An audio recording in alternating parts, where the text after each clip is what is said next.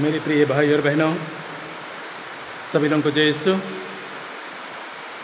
आइए हम आपके लिए और आपके परिवार के लिए प्रभु का वचन पढ़ के सुनाते हैं, जो आज का सुसमाचार है। संत मत्ती का सुसमाचार अध्याय 9 वचन संख्या 14 से लेकर 17 तक। इसके बाद यूहन्ना के शिष्य आए और यह बोले, हम और फरीसी उपवास किया करते हैं, आपके शिष्य ऐसा क्यों नहीं करते? ईसा ने उनसे कहा, जब तक दूल्हा साथ है क्या बाराती शोक मना सकते हैं? किंतु वे दिन आएंगे जब दूल्हा उनसे बिछुड़ जाएगा, उन दिनों वे उपवास करेंगे। कोई पुराने कपड़े पर कोरे कपड़े का पैबंद नहीं लगाता, क्योंकि वह पैबंद सिकुड़कर पुराना कपड़ा फाड़ देता है और चीर बढ़ जाती है। और लोग पुरानी मशकों में नई अंगूरी नहीं भरते, नहीं तो मशकें फट जाती है, अंगूरी बह जाती है और मशकें बर्बाद हो जाती है।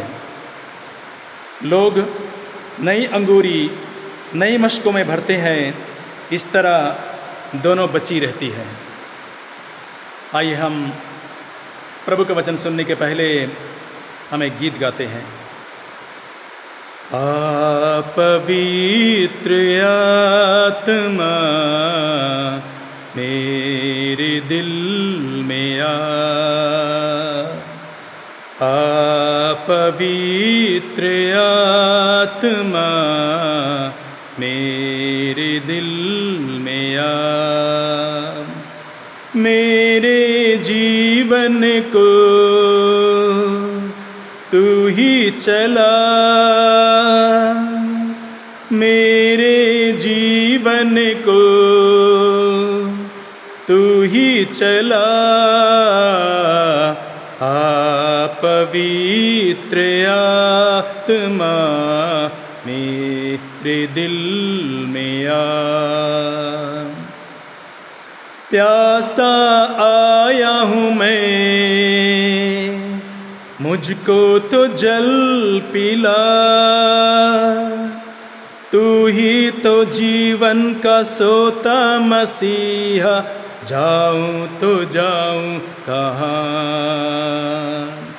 जाऊं तो जाऊं कहाँ। पवित्र आत्मा मेरे दिल में पवित्र आत्मा मेरे दिल में मेरे प्रिय भाई और बहनों, हम आज के सुसमाचार में देखते हैं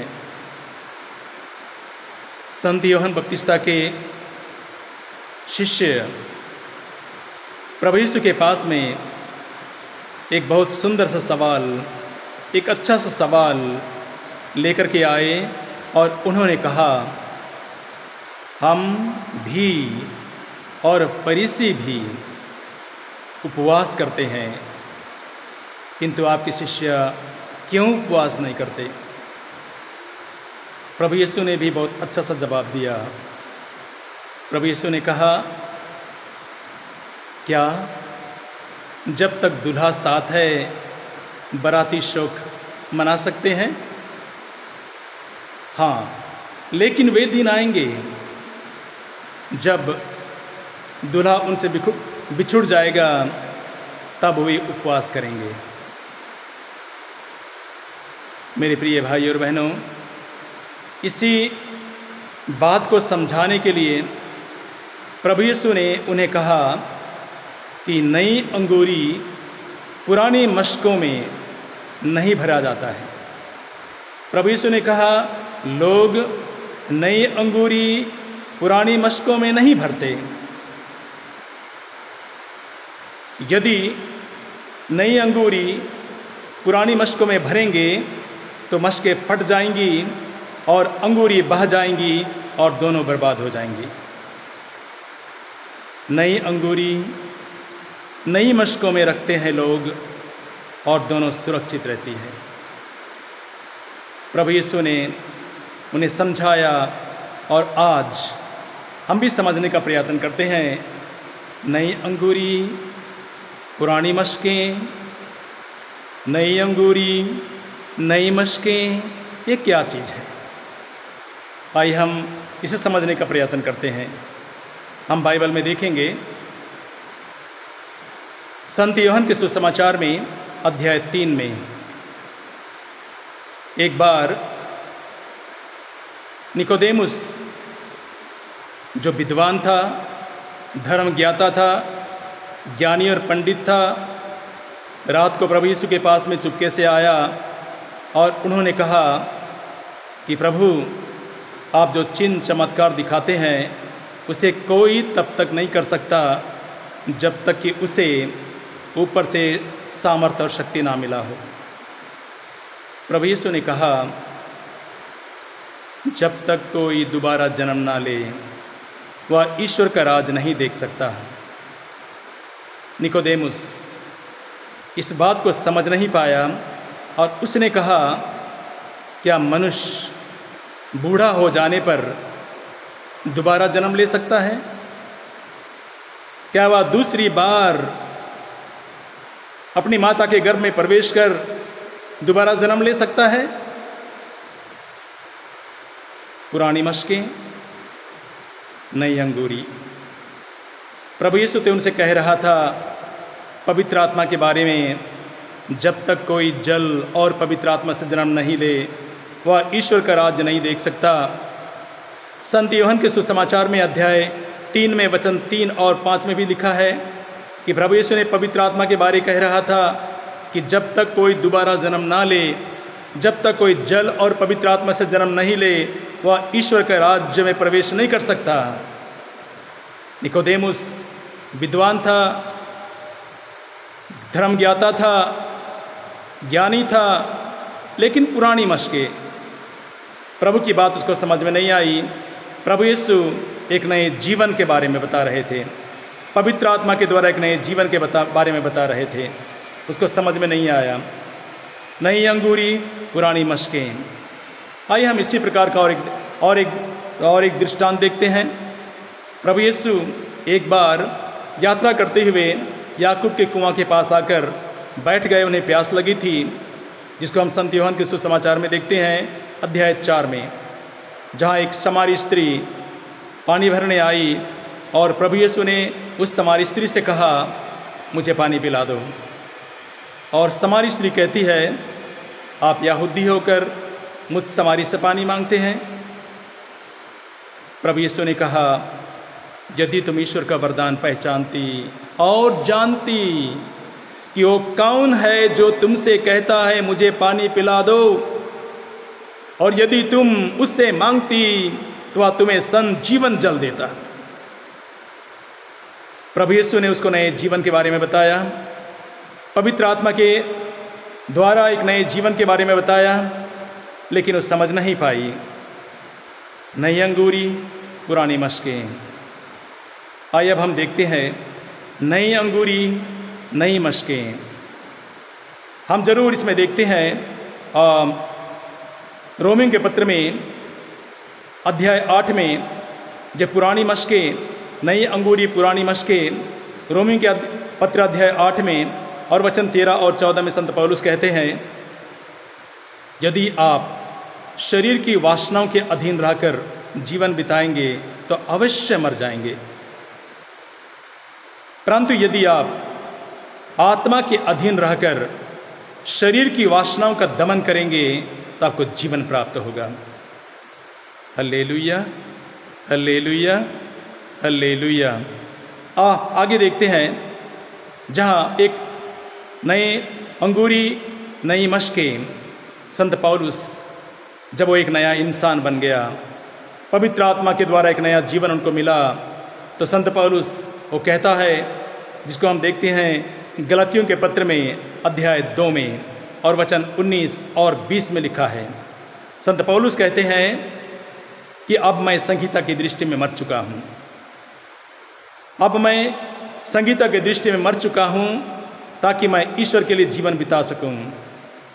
मैं मसीह के साथ क्रूस में मर चुका हूँ। अब मैं जीवित नहीं रहा, बल्कि ख्रिस्त मुझ में जीवित है। अब मैं जो जीवन इस शरीर में जीता हूँ, उसका एकमात्र प्रेरणा स्रोत ईश्वर के पुत्र में विश्वास, जिसने मुझे प्यार किया और अपने को मेरे लिए अर्पित कर दिया। देखिए, एक नया जीवन मिलने के बाद संत पौलुस कहता है, अब मैं जीवित नहीं रहा। पवित्र आत्मा में परिवर्तित जीवन पाने के बाद वो कहता है, अब मैं मसीह में जीवन बिताता हूँ। वही संत पौलुस जिन्होंने पत्र लिखा कुरिन्थियों के दूसरे पत्र में अध्याय 5 में और वचन 16 और 17 में कहते हैं, हम लोगों को पहले दुनिया की दृष्टि से देखा, लेकिन अब हम मसीह को भी दुनिया की दृष्टि से देखा, लेकिन अब हम ऐसा नहीं करते। अब हम ऐसा नहीं करते। इसका मतलब ये है कि जो कोई मसीह के साथ एक हो गया है, वह एक नया प्राणी बन गया है। पुरानी बातें समाप्त हो गई है और सब कुछ नया बन गया है। तो जब हम नई अंगूरी, नई मशके, नया जीवन पवित्र आत्मा में मिलता है, तो हम एक नया जीवन, और किस प्रकार का नया जीवन हमें मिलता है, संत पौलुस कहते हैं, जिसको हम देखेंगे कुरिन्थियों के दूसरे पत्र में अध्याय 4 में और वचन 7 से लेकर 11 तक में लिखा है।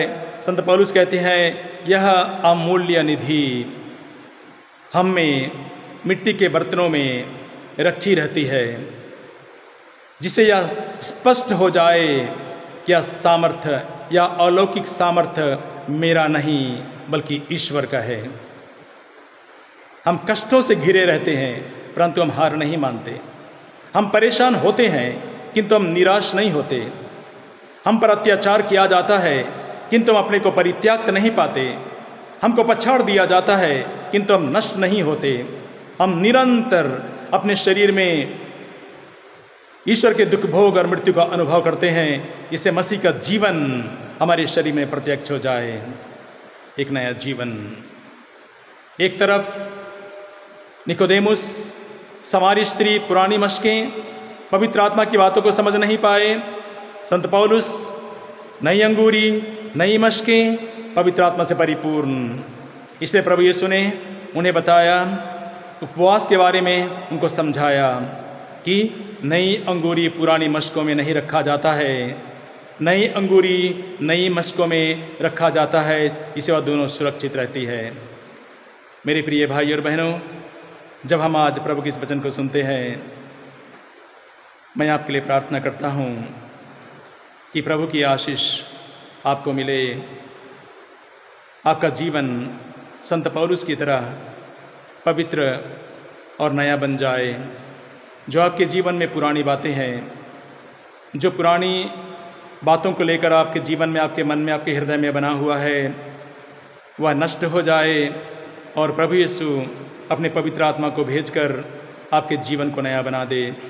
जिस प्रकार संत यूहन्ना के सुसमाचार में अध्याय 3 में और वचन 8 में लिखा है, पवन जिधर चाहता है उधर बहता है, हम उसकी आवाज़ सुनते हैं लेकिन यह नहीं जानते वो कहाँ से आता है और कहाँ जाता है। जो आत्मा में जन्मा है वह ऐसा ही है। आपका जीवन आत्मा में हो, आपका परिवार आत्मा में हो और आपका जीवन बदल जाए। Hallelujah, hallelujah, hallelujah.